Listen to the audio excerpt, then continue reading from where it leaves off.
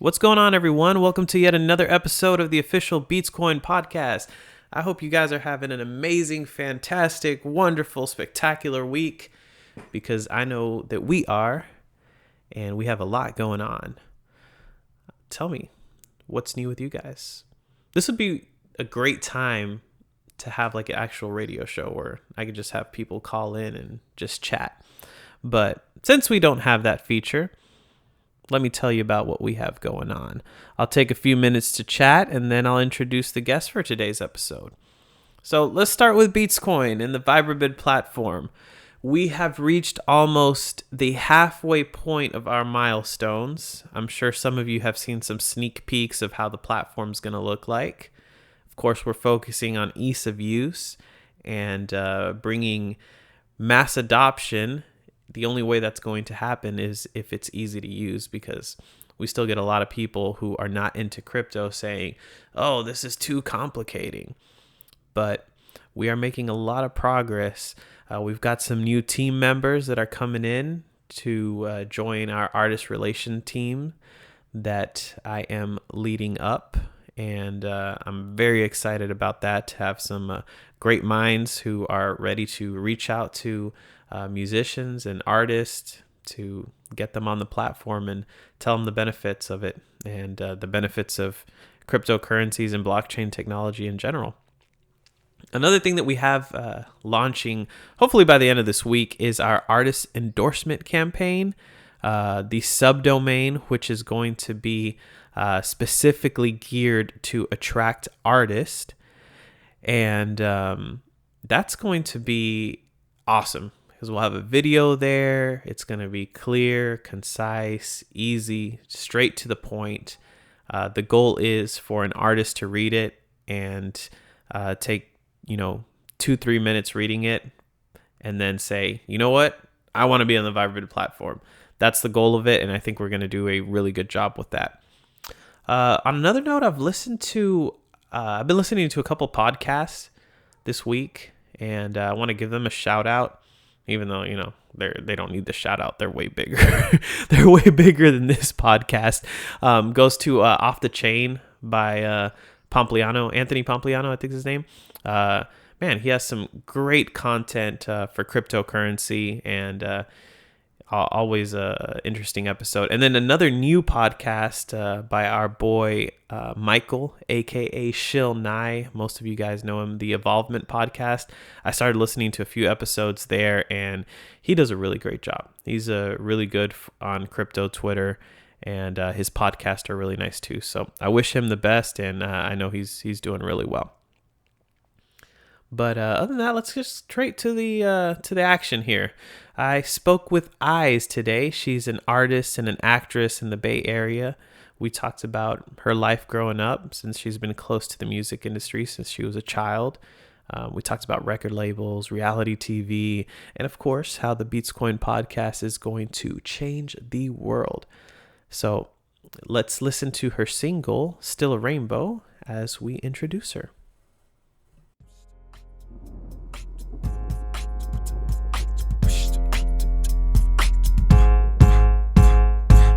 It's been too long, I'm ready, I'ma get it. You thought I was gone since you thought I lost. You couldn't change me, I'm still the same me. You blew the house down, but I'm still a rainbow. I bet you own it, I'm coming out. I'm ready and I'm here. I bet you own it, I'm coming out. I'm ready and I'm here. All right, guys, we're good to go. We're recording. How you doing? Hey, I'm doing great. It's so good to finally get the chance to interview you. I know we've been kind of planning it for the last couple weeks, so thank you for being patient. We had the Nitron event in San Fran, so that's where you're from, right? Or are you across the bay? I'm in the San Francisco Bay Area, so I live not too far away from San Francisco. That's awesome. So, yeah, I live mainly I'm mainly from the East Bay, so like Oakland, Berkeley, and San Leandro. That's So the those green are bridge that you got to pass to get there, right? green bridge. Or It's I'm just the off. regular. It's just the regular bridge. I thought it was There's green. two I of mean, I know them. obviously we know the Golden Gate Bridge, which is red, but I could Yeah, have that's sworn there the was a one red near bridge. Sausalito, I think. Okay, No, wait a okay. minute. No, that's the regular bridge. Yeah. The Golden You Gate. know, That's the I don't famous even one, the know. main one. Anyways, whatever. Yeah, that's the one I live next to. Hey, well, we were jamming out to "Still a Rainbow" last night when we were doing our listening series podcast, and Oh, okay. I gotta say, I'm gonna be honest. Like, I love the song, but it's kind of more of a chick song, like a girl song. But like the Okay. whole time, I'm like, da, na, na, na, na, and like the rhythm just gets stuck in my head. Oh, thank you. So that's awesome. So, Eyes, Uh, tell us a little about yourself. I know the first time we talked, you said you started in music at a very, very young age. So why don't you go back and kind of tell us your story? so like I've always been singing. Singing has always been a part of my life with music. My mom and her two sisters were singers. They're also music teachers as well. My mom giving private piano lessons in her home, and also my auntie um, giving private piano and voice lesson in her home. And I was always, sometimes I would go with them to their schools.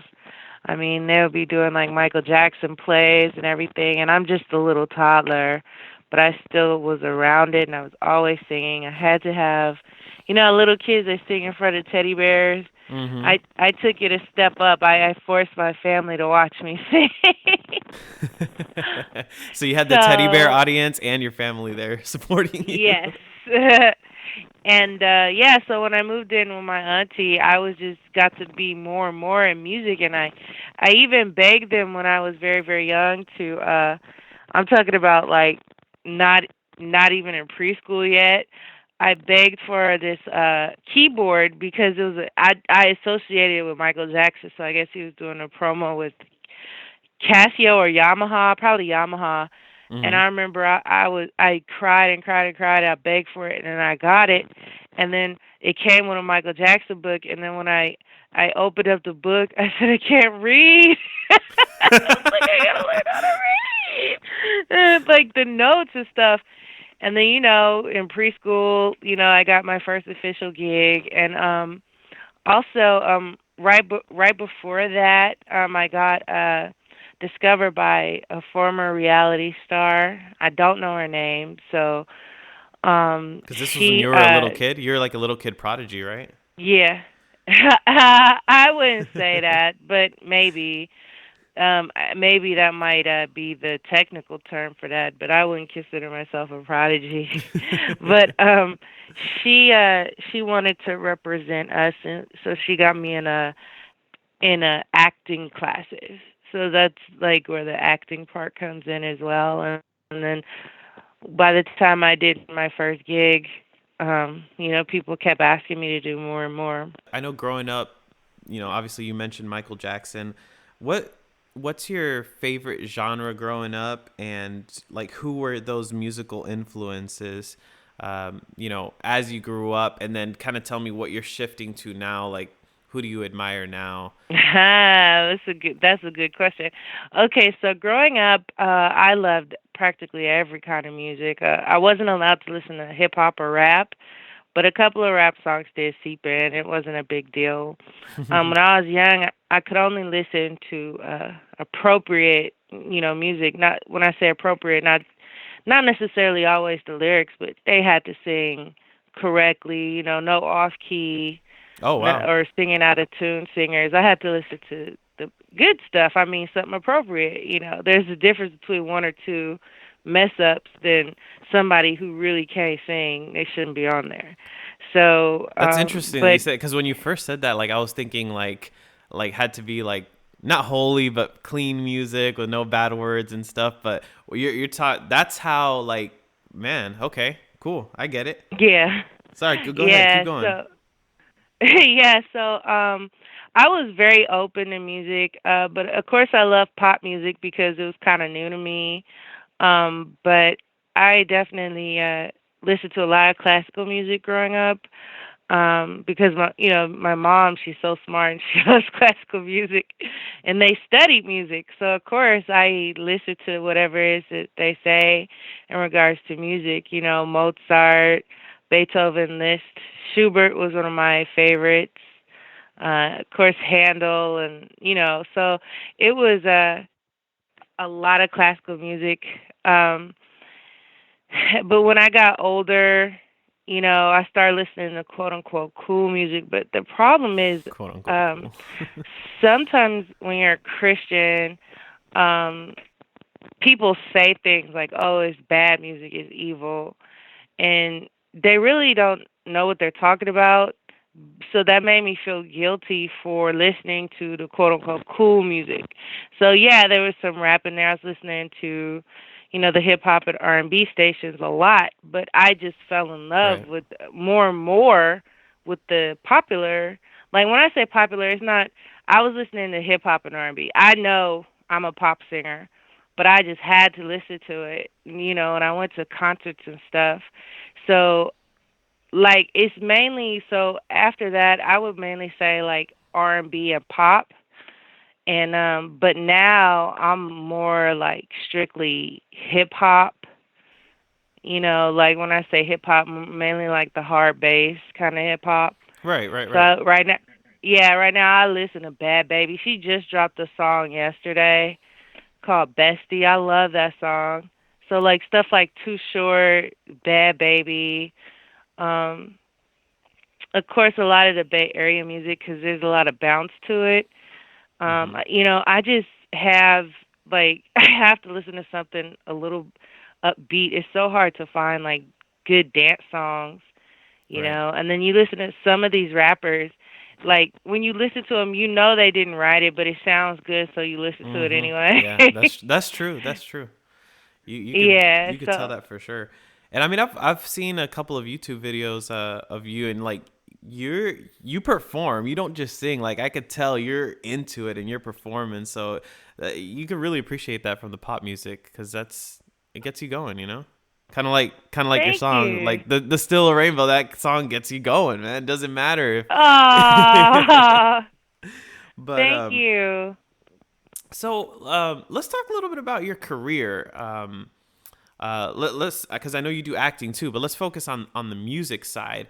Yeah. You told us a little bit about a kid as when you were a kid, but let's kind of get into your older years once you became an adult. What career moves did you kind of make there as far as music went, and then you could tell me about acting too. So a lot of my career was when I was a kid. So when I was in my late teens, I was in Oakland Youth Chorus, and I started recording, professionally in the studio. And it took me until I was an adult to actually, move farther. Because one thing about this business, um, nobody will actually tell you what you're supposed to do. You know what I mean? Nobody's gonna actually help you unless they have offer service. You get lucky, you find a service, and you pay them to help you. But nobody really helps you in this business, and so And that there's no kind of cookie saw cutter my. blueprint either, right? Yeah, to a certain extent, yes, you're right. But I'm talking about basic stuff like copywriting your songs Okay. and publishing. Like all that stuff kind of makes you officially an artist. You know what I mean? And it's messed up Good point. because producers make themselves out to be like, "Oh, you can always ask me for help for all of the business end." But, you know, if you're a producer, don't say you're going to do that and you don't know how. You know what I mean? And you have to learn how to be patient with people. So, like a lot of it, is seemingly stalled like publicly, but behind the scenes I was still working, when I was an adult. I just didn't get to do the type of stuff that I wanted to do. And then I started performing at the Oakland Metro. They had a open mic, and what attracted me to that one particular open mic was the type of people that were there. They were just strictly industry people. Like, of course, there were some fans, Mm-hmm. but there was like, everybody was like either affiliated with a local record label or promoters or rappers. So, and there was always that vibe there. So I knew I had to be there, and I knew that the crazy thing is about that, like, I didn't even want to be there. I was really just wandering around Jack London Square, and this man named Tomcat, he kept saying, "You can sing." No, you can. He wanted me to do some poetry, and he literally like pulled me in there, but I didn't like how I was dressed, so I came the next day, and I just wasn't prepared, like, but I never stopped performing, like, in the public eye, again, unless like there was a real reason that I couldn't. So shout out to Tomcat. He like literally forced me to go up there, and And that was the that's moment where you when I decided to keep going, right?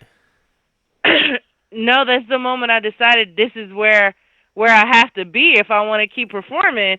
You know Right. what I mean? Because Okay. when you're a teenage entertainer, regardless to how big you are, let's take the platinum selling albums and all that stuff out of it. People are taking advantage of you. They're using you because you're a Mm-hmm. kid, you're cute, and your smile sells. Because a lot of Yeah. times when you're a kid, people don't care too much that you can sing. You don't have to. You can't sound bad, but people are like, "Oh, look at the pretty teenager." You know what I mean? That's They're true. like, "Oh, And then we got taken advantage of a lot, because I'm not gonna say with who this group is, but when we were performing, I now that I'm older, I realize we did get paid for that show, but we have to pay to be a part of your group. You know what I mean? So it's not that is completely unfair. It's just they would do things that now as an adult I can see we were being exploited. You know what I Right, mean? right. I mean, it has to happen because that's Yeah, why you see so many people. They're not just popping out of nowhere. A lot of these artists start out when they're kids, you know? A lot of these exactly. famous people, they're like in Disney, like in Hollywood, like from early age, and then they just keep boosting them on up and running through their cycle.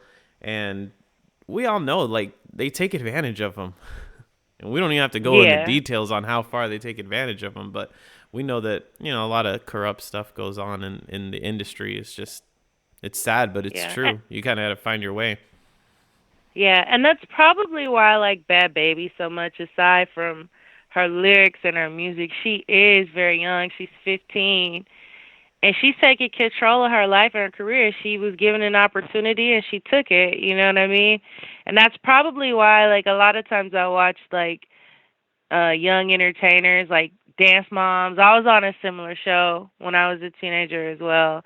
Before any of those kind of reality shows like existed, I was on. Well, no, I probably shouldn't say the name on air, but I was in a similar show. You know what I mean? So I sometimes I get attracted to the young entertainers Right. Because it because was I know your what it was element at like. one point, right? Yeah, I know what it's like. So yeah. I forgot the original question. Oh yeah, how is it like as an adult? So I hope I answered it. I didn't, huh?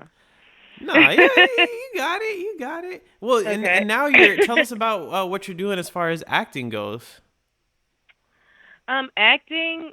Um, well, I've been doing a couple of projects. My latest one is on my YouTube channel. The morning after. That's a short film I did, Plug it in. and What's your I YouTube really. channel? Oh, my YouTube channel is youtube.com/eyes pop music. That's EYEZ pop music. Got it. So you could go on there, and I have this movie called The Morning After, and I recently completed a web series called Year 8, and you can watch it as movie form, but it will be kind of long. But there is I actually was having a giveaway, and I think I have one DVD left. So if you are interested in receiving this DVD, my website is itseyes.com, and at the bottom of my front page It says, "Would you like to join the emailing list?" And if you join my emailing list, I will send you a copy of my movie slash web series Year 8. That's awesome. That's awesome. We'll definitely Yeah. link that in the description and shout out, give you a shout out on our Twitter account for beatzcoin.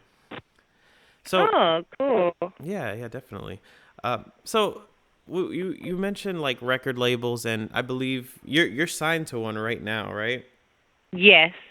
And we don't have to go into specifics with your particular record label, but just record labels in general. What is your opinion about them, the good and the bad? Because some people hate them, some people think it's a real necessity.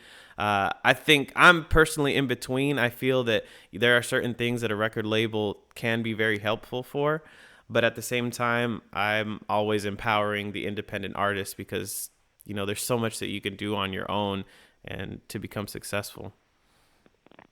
Yeah. So how I feel about it is there's a lot of misconceptions about it. It's interesting. I was trying to talk to I mentor young kids who want to be in show business, and they don't usually have good questions, and I because they're nervous, Right. and I wanted to bring that point up with them, but they was like, "Who do you know that's famous?" I'm like, "Okay, you don't have any questions about record deals." It's like, So what come I will on, say, ask the right questions that are going to affect your livelihood as you're an yeah, adult. yeah, your career. So, in case any of them are listening, I will say there are different types of record deals. There's so many different types. A lot of times you hear people complaining about their record deal. Usually, what they're complaining about is the whole 50% thing of publishing. But if you sign a contract that has that in there, and you say and you agree to give them 50% of your publishing, they're probably going to be promoting you. So let's say let's just keep the numbers low. Let's say because of your publisher, you made $1,000, but without your publisher, you probably wouldn't have made 20. Hmm. Let's just be honest with you, because they don't pay. Because most of the when it comes to publishing, they don't pay you unless you hit a certain amount. Right. So I'm using smaller numbers right now. So if you don't want to agree to that, then don't sign it and just know what you're missing out on. See, it would be wrong to get a publisher if you share your publishing with someone and then they don't promote your song, then that is wrong. Because you're doing it under the impression that they're going to help you, right? So Correct. that's usually the big misunderstanding. And really, in order to do that, you don't necessarily have to be a record company. That's just publishing. So, but there are so That's many true. different Good types of point. record deals.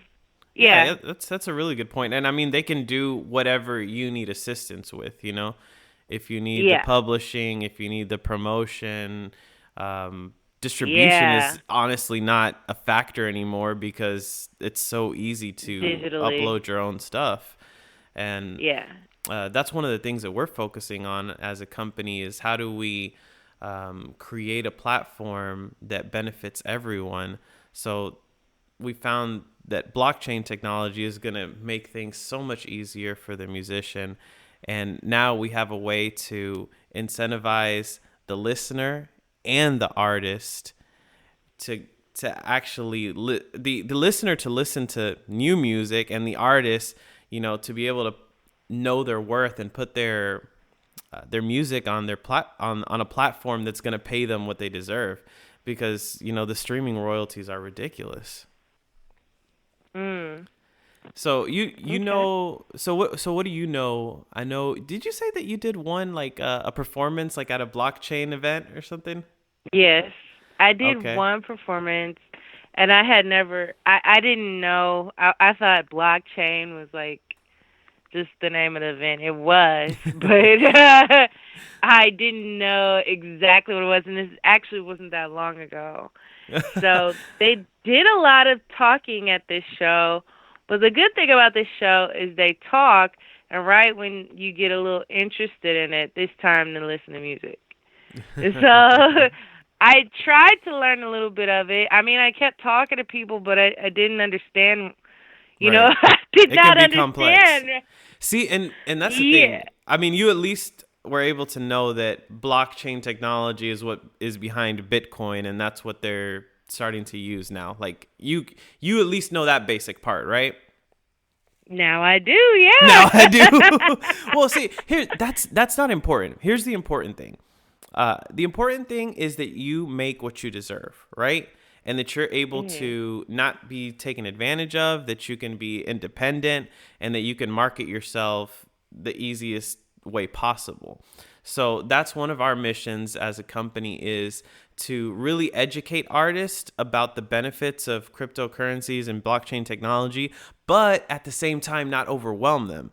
Because if I Yeah. start spitting, hey, send me your address so I can, transfer you some coins and the hash rates of this, it's all this complication. Like when you hear it for the first time, like when I first bought crypto, I was like so nervous because I'm like, oh, am I doing the right thing? Because you get these long addresses that are encrypted codes, and Oh. which it's good to learn about it, but the important thing is to find a solution. And in the future, there's going to be so many things that run through blockchain technology, and you're not even going to know it because it's going to be made so much easier to use. So that's essentially what we're doing. We're creating a platform where it's easy for you to understand what are the benefits of crypto, and then you can put your music on there. You can set your prices for streaming, for purchasing. We're focused on educating the artists because let's be honest, like a lot of artists, they just give out their stuff for free, and they're just Yeah. hoping they get noticed, and then one of their songs blows up and they make money that way. But that's a very, very, very, very small fraction of people that actually happens to. Yeah. So imagine Yeah. now And that you have some true followers, and they're willing to pay $1 or two worth of cryptocurrency or cash, like for your songs, and then they're willing to pay full price for your album or whatever experience you may be offering, and then all that money or a majority of that money goes to you instead of like their royalty share of streaming. And yeah. then now let's say this, like there's a ton of people that don't know about you. So let's say now you can spend some cryptocurrency, some money, to be able to get more listeners. So let's say you have, 1,000 beatzcoin, for example, then you'd be able to say, okay, I'm going to pay for 1,000 people to listen to my song. Each person's going to get 1 beatzcoin for listening to my song, for example, right? We're sticking with low numbers. All of a sudden you had 1,000 people listen to your song. Let's say just 100 people liked it, and then say out of the 100 that liked it, like 10 became followers. They're going to go and they're going to share that with their friends. So essentially what we're doing is we're creating a music ecosystem within our platform. And not only are we going to reward the artist, but the listeners get rewarded too. You see what I'm saying? Do you get Yeah. the concept? Yeah. So It's like you get help, and then like you help them back, kind of. So it's like right. kind of like a company. Yeah. Yeah, because like how are you going to get popular on Spotify or Apple Music if you don't have, like, there's no way to tell them like, hey, can you put my song up here? Well, here you can say, all right, I'm gonna spend $5, a dollar, whatever it comes out to be, and I want this many Yeah. people to listen to my song. And then at the same time we'll have like awesome features like being able to tip. So if you're trying to crowdfund, say, hey, I need this much for my next album or my next music video, you can have a fund for that. So there's a lot of awesome things that we're putting together. But the main thing is just not overwhelming the artists with all this like technology mumbo jumbo, and just getting them on the Mhm. platform and kind of coaching them through. So that's what we're really trying to do. Cool. Yeah. So So I've definitely learned a little bit more right now. And I tried to keep it So, simple. I definitely tried to keep it simple. well, yeah, you explained it a little bit more simpler than what I've heard because, like I said, I did hear about it, and it was just like a lot of stuff coming at me, and I'm trying to catch on. But, so yeah, you did break it down a little bit. Well, you break down like your specific platform, though, right?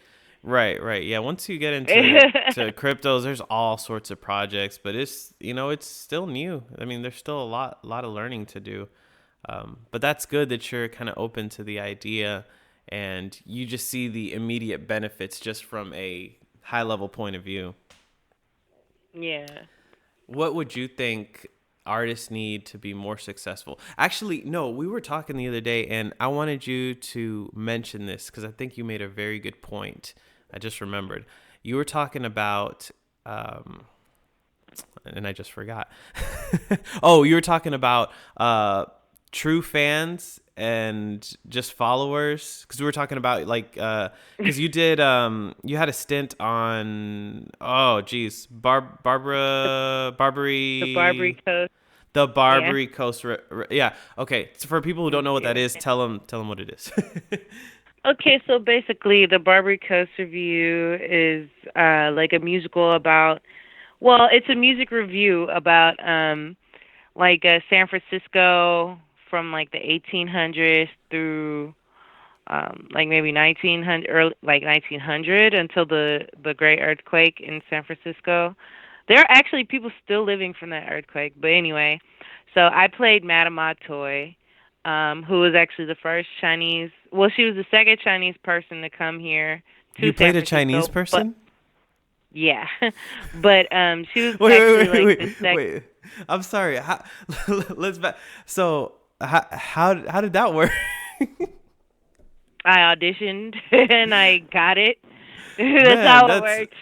that's Yeah, cool. but That's I was cool. so. I mean, once you study Madame Toy, like I felt I was so honored to play her. You know what I mean? So she was actually like a self-made million. She was like the first Chinese like millionaire in San Francisco. She came here with nothing, and Wow. she retired an old lady. So she died when she was 99 years old. She moved to what is it, Santa Clara? I think she moved to Santa Mhm. Clara. Yeah, so there's only like two pictures of her around. There might be a couple more because that's around the time when cameras were new still. So you had to do a lot So, but of she, kind of research to be able to play the part.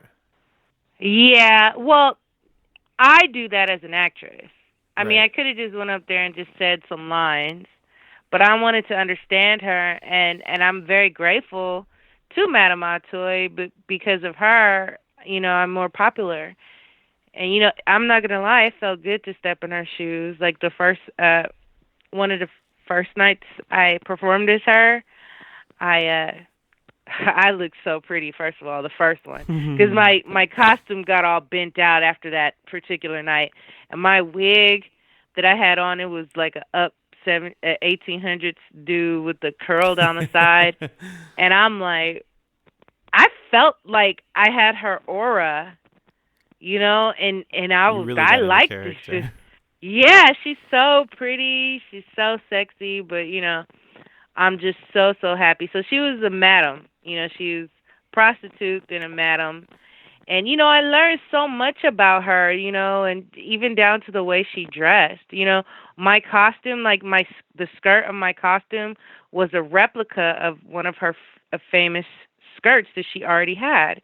And the lady who did the costume, she loved my costume more, because it looked real. It looked like her. Now the top of my costume, it got bent out of shape, so quickly, but it lasted until the night that I did, the performance I'm talking to you about. So she was just so pretty, and and the cute thing is with it, because the can dancing was big in the prostitution back then, but because of her skirt, I didn't do any of that. So I imagine she wouldn't have, because Hmm. I was gonna do it just for the show element. Um, but it didn't work because the skirt is too long and pretty. It's not a can dress. So I'm Wow. just so grateful that I got to play her as a character, and bring her back in a way, like bring her more attention because there were so many Chinese Americans in the audience who didn't know who she was, Wow. Okay. And Yeah. and I mean that obviously you stand it out there, and that inevitably brought you attention. So what going to what you were telling me about having Mhm. the followers kind of transition, you said something very very frank when it comes to getting fans and followers for your music career. Well, there's what I was saying about that is there's a difference between your fans and people who are fans of what you're doing. So with the Barbary Coast Review, I got a lot of fans, like not fans, but during the night, fans who want to take pictures. You got fans who just run up to you. They're excited to talk to you and meet you and shake your hand. But they're fans really of the show. So there's a difference between like a person who is a fan of Mm-hmm. you and a fan of your show. You know what I mean? So yeah, those because you have to remember when you do a musical, it could be a family tradition. People might come to see you every year around their birthday. So it's like special for the whole family. And when but you as an artist, that's different.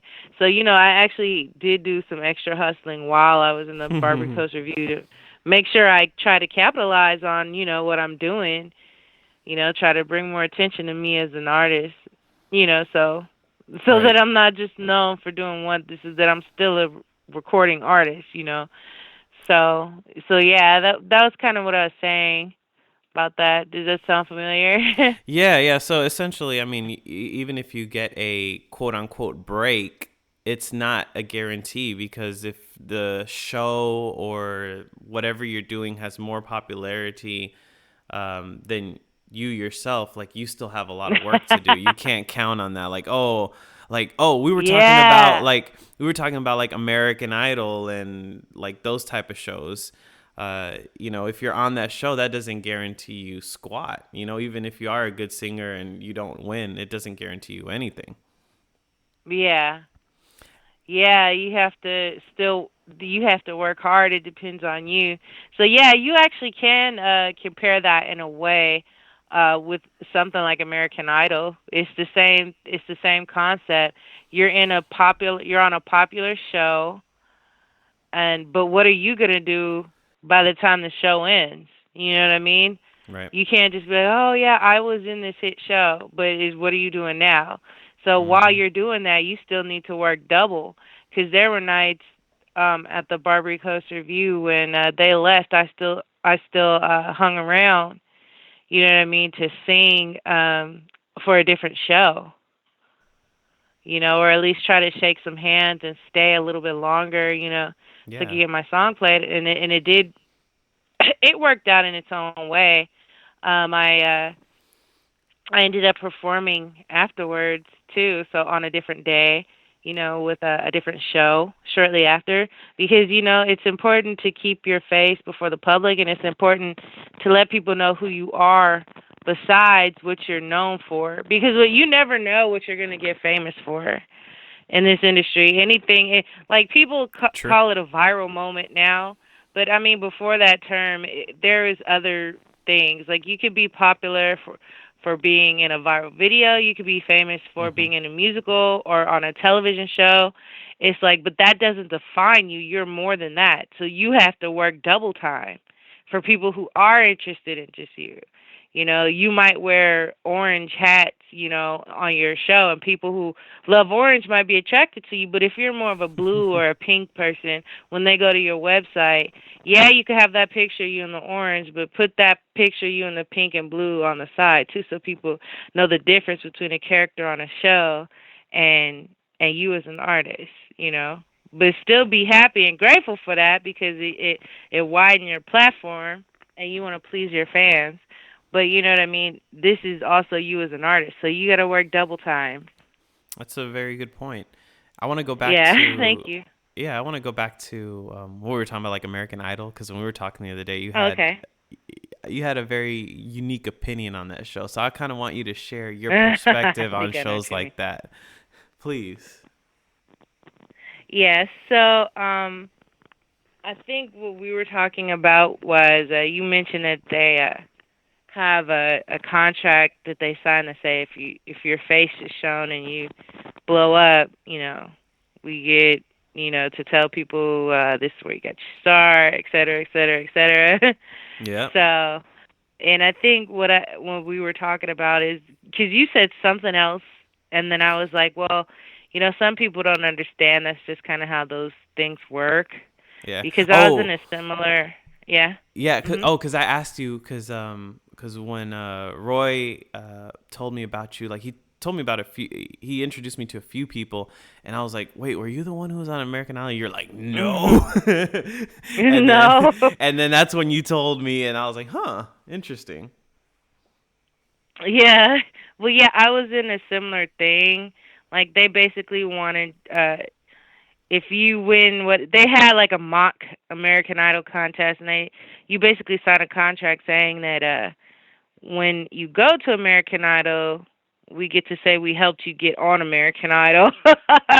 So, and ironically, American Idol's contract might be similar. The So contest when before the you get your contest. record, yeah, yeah. So it's like when you win American Idol, or when you make it in the top 10, top 5, we get to say that we did this for you for being on our show. So yeah, yeah, Man, but that's actually nothing uncommon. It's just people who, the type of people American Idol attracts are amateurs. So contracts like that are not that unfamiliar. You know what I mean? Maybe right. the way they do it might be kind of, Yeah, you're right. aggressive. Because you're right. They are amateur. They're not pros. Like, so they don't Yeah, know about the industry. They just want to be on TV and get famous and sing because they love it. exactly. So they're not expecting to sign a bunch of contracts when you get there saying all this stuff. But that's the difference between the real and the fake. You see what I'm saying? Hmm. Yeah. Oh yeah, most definitely. I'm actually I just googled it and there's like 7 American Idol contestants tell all. Like I am definitely gonna read that later. Oh wow. Well, because see, it's like one of those things. Some of those things might be shocking to somebody who's not in the business. You know what I mean? But if you're just a regular, when you have to take your hmm emotions out of when you look at stuff. Of course, when you see a man, oh, I watch the show with my mom. Oh, I love Kelly Clarkson. Okay, but the show is more than just Kelly Clarkson. At the end of the day, the right. show is an avenue for people to make money. This is advertisement. I mean, basically, whenever you watch television, that's what it is. Somebody's advertising a company. You know what I mean? It's a business. So if you take the entertainment value out of it and take your emotions out of it, it's just another job, it's just another business or a career or, something like that. So, Yeah, that's true. Actually, I just pulled up right now. Like they have a super long contract, like 13 sections. Like mm. it'd take me a while to even find some good information in here. But about your music career, you've won awards and you were in the Grand Royal Music Awards. Tell us a little bit about that Yes. honor and what you won it for. Well, I won it for my song Still a Rainbow, and It's okay, you can brag a little. yeah. So yeah, I won. When I went up there, the DJ played my song, and I was like, "Whoa, thank you!" And oh my God, I forgot who to thank. Like I remember to thank my mom and all that, but then I was just rambling because I forgot. And then, as soon as I was about to be done, I was like, "Oh yeah, Bentley Records! Shout out to Bentley Records, the people who put out my song!" Like, Yeah, duh. that's So yeah, every time I yeah. go like if we go live like on Periscope or whatever, like when we were at this event, I'm like people are like, "Oh, let's do a quick interview." I'm like, "Okay." And then like you forget like half of what you say, but that's how it is. That's awesome. So, Yeah. do you do a lot of writing? Yes, I do. I write a lot of my songs. I'm definitely open to hearing other people's takes on lyrics, but actually, I take that back. I used to be open to it. I'm not really open to it anymore. Now you just like writing your own stuff. Well, it's just I don't think that I would ever meet anybody whose lyrics I would actually want to. I hate to. No, I'm coming off kind of arrogant. I'm not trying to. It's just for a long time I was open to working with other songwriters, but it never happened. But at the end of the day, why get somebody else to write your songs when you write songs yourself? With Right. me, it was more of a collaboration kind of aspiration. It had Mhm. nothing to do with my ability. It's just that I just wanted to hear someone else's take on how you would say this or how you would say that. You know what I mean? Yeah, absolutely. I would. Excuse me. Wrong time. I have to edit that out. That cough out. That's okay.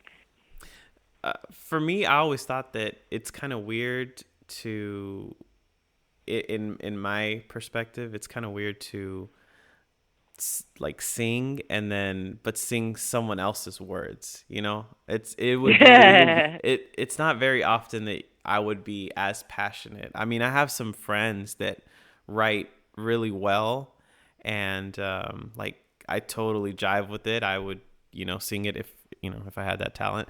But then again, I'm like, okay, why don't it's their song, why don't they sing it, you know? Yeah, yeah, I know what you mean. I've definitely written for artists in the past. Um, I guess to each that's their when own. I Everyone has a trusted different them. opinion. Huh? I guess to each their own. Like everyone has their own opinion. I mean, I'm kind of leaning on your side with the way you feel about it. Oh yeah, well, but it's not. I mean, the kind of lyrics that I write, like when I get paid to write for other people, it's customized towards them. Like I used to produce, like right now I only produce my own music, but I used to produce other artists when I had a studio back then. But also in regards to lyrics, I can write lyrics for other people. But I kind of what I do to make it customized, I kind of use Mm-hmm. what they would say. You know what I Okay. mean? I kind of write about something how they feel or write a song about them, you know? But I kind of don't it's not that I don't do it no more. It's just, there was this one person I never met, and I was going through his manager and I gave him my lyrics and I didn't make a copy and so, that kind of ended out badly. And then I kind of Oh. knew better. I knew better, but I should have not been as trusting. And I'm not usually that trusting. It's just that They just caught you at sometimes a people are moment. good. Yeah, well, and also their mind games had to do with it too. You know what I mean? And the jerk never called me. Man, he was in a rock band. And like, oh my god, and rock bands are known for writing their own stuff. Like that just lets Yeah. you know what kind of low level artist this is. Man, like rock bands are known for writing their own stuff. You can't write your own stuff. There's a difference between being open minded and wanting to collaborate or wanting to hear somebody else's take or opinion. But like to write your whole song and you're a rock band. But anyway, I mean, like I definitely learned from that experience. So from now on, it's like contract for because the Yeah. manager was trying to make the contract seem like it was like, oh, it's no big deal. He kept Well, erasing the contract. oh So, geez. Well, see, that's yeah. another cool thing that in the future is going to be huge about blockchain technology is the ability to write what's called a smart contract. Definitely look that up on your spare time because those things right there are going to be like automatic execution. So you can't get, cheated out from, your share of the deal. So it's going to be that in itself is going to be a game changer in the music industry as well, especially when it comes to, copyrights and things like that. Yeah, the smart contract. That sounds anything that makes contracts more accessible is good. Right, right. Because Yeah, just in the mhm. industry, sometimes it's not. People kind of go off the vibe or the moment. So Mhm. you want to Yep. catch that. So if you have a smart contract, oh, you want to do a song, smart contract. Okay, right here. All right, let's go. And You know what I mean? then it's registered on the blockchain. It can't be corrupted. It can't be adjusted. It's on there, like boom, stamp of approval. Everyone has it. So definitely Yeah. look up what is blockchain It on sounds a little bit YouTube more and look deeper up than what I smart was contract. thinking. Well, I mean, it is, but it's gonna get to the point where it's made easy. It's like we're using our computers, right? And like we Yeah. may play a game or use an application, but there's all these like codings behind that, right? Like they're all like, I mean, you think about the computer nerds are like, or like typing really fast. Like we don't know what the heck that is. We just see the application in the game or whatever. We just use it, right? So, we just see the pretty part. We don't see everything behind it. And that's how it's going to get with this type of technology. And in some parts it already is. And it's only going to get better. Yeah. I mean, like think about the first Windows computer or the first Mac and look where we're at now. Yeah. So Yeah. what do you have going on? Like what's up with your music career? Do you have like an album, an EP? I think you just have the Still a Rainbow song on like the major platforms, right? Mhm. And if anyone is listening in Asia or anything like that, so my music is being re-released. Still a Rainbow is being re-released. I'm not done yet. And it's going to be re-released on Bongo Boy Records compilation. So, and that means if you're in Asia, it will be easier for you to find, because I know sometimes in Asia it's harder to find American websites or go to American, get things, Oh. Straight from the United States. So it's going to be made easier. So if you live in Japan or China, thank you for supporting my career. This is like my third or fourth compilation that I did with Bongo Boy Records. So shout out to Monique Grimm and Bongo Boy Records. Thank you for having me. And they will be re-releasing it very, very soon. So, yeah. Yeah, the Asian markets, man, the Asians over there, they love music and they really spend a lot of time listening to it. So that's a huge market. There's people that, they never make it in here in the US, but somehow they make it in Asia. It's crazy. And the cool thing is they like all types of music. They're not just like rap, hip hop, R&B, rock. No, they like everything. But do you have any other do you have like a full album coming out anytime soon? Are you working on something? No. Maybe a little bit. There's definitely some songs that I perform a lot, but people are like, "Oh, when are you going to release that song?" Well, I might be doing that, but I'll never tell. Why don't you release one exclusively on our platform and that's a good idea. Boom. See, girl? That's a good idea. Yep. That's a very good idea. Yeah. Yeah, so we have our artist endorsement campaign, and you're very talented. I know that you'll probably be one of the top ones there. And, we'll get you started, and you see how the world of crypto will embrace you. Okay, cool. That sounds awesome. All right. And I think I know. Okay, sorry. No. Go ahead. I was gonna say I think I know a song it would be if I were to do it strictly on your platform. I think I know a song it would be too. All right. Well, we'll leave the suspense right here, but you and me will stay in touch. We'll stay in touch. We got to get this word out. I need you to help me out with this, or help us out, because this is going to be the next big thing. And, as an early adopter, you're going to be a huge benefiter from it. So I really appreciate you coming on today and sharing a little bit about your story. It was a really good time talking to you. And I'm just happy I have another connection with you. Yeah, thank you. Thank you for having me. I enjoyed it. Any closing remarks? Closing remarks? I don't want to mess it up, so no. Sorry. I was going to say something, but I'm not going to. I don't want to mess it up, so never mind. What do you mean mess it up? But you guys will know where to find me, because I think we're onto something, and if you want that new release, I think you better stay tuned. There you go. All right.